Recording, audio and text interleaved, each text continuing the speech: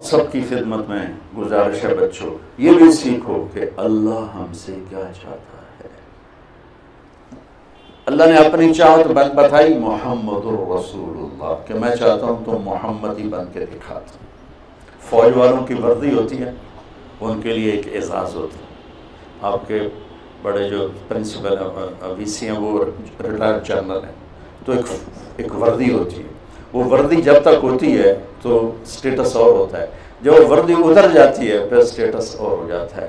میرے نبی ہمیں ایک وردی دے کر گئے جس کا نام ہے اسلام، وہ ایک زندگی ہے جس کا نام ہے اسلام، وہ دن رات کی مصروفیت ہے جس کا نام ہے اسلام۔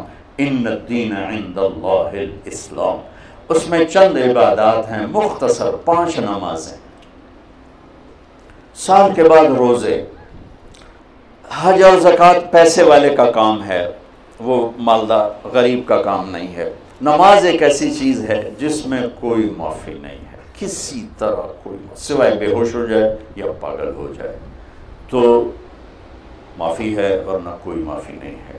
اور 1440 سال، اب 1440 ہجری ہے، اگر کوئی وقت نماز کے چھوڑ دینے کا مجھے نظر آتا ہے تو کربلا کی جنگ نظر آتی ہے، کہ ظلم و ستم جس عروج پہ تھا نہ پہلے ہوا نہ بعد میں ہوا، اور مظلوم جس عروج پہ تھا نہ پہلے ہوا نہ بعد میں ہوا۔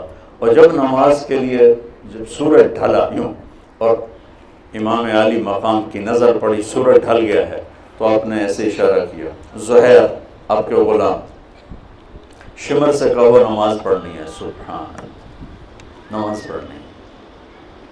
تو انہوں نے آگے بڑھ کے اسے کہا چند لمحے رک جاؤ نماز پڑھنے تو۔ اس کمبخت نے کہا ہماری تلوار چلے گی، تم پڑھو یا نہ پڑھو۔ تو انہوں نے آ کر کہا کہ جی چھٹی نہیں ہے۔ تو آپ نے فرمایا وہ جنگ نہیں روکیں گے، ہم نماز نہیں چھوڑیں گے، ہم یہ پیغام دیں گے کہ اس حال میں بھی سجدہ نہیں چھوٹ سکتا، زیر خنجر بھی یہ پیغام سنایا۔ تو بچوں ایک بات یہ ہے کہ اپنی زندگی میں نماز کو داخل کرو۔ میرے نبی کا فرمان ہے سب سے زیادہ اللہ اپنے بندے کو پیار سے دیکھتا ہے جب وہ سجدے میں ہوتا ہے، جب وہ سجدے میں ہوتا ہے۔ اور اللہ کی قسم جنت میں کسی بندگی کا شوق نہ ہوگا سوائے نماز، لیکن یہ لذتیں وہاں نہیں ملیں گی۔ نماز کے اندر کھڑے ہونا، رونا، گڑ گڑانا، مانگنا، یہ موت پر ختم ہو جائے گا۔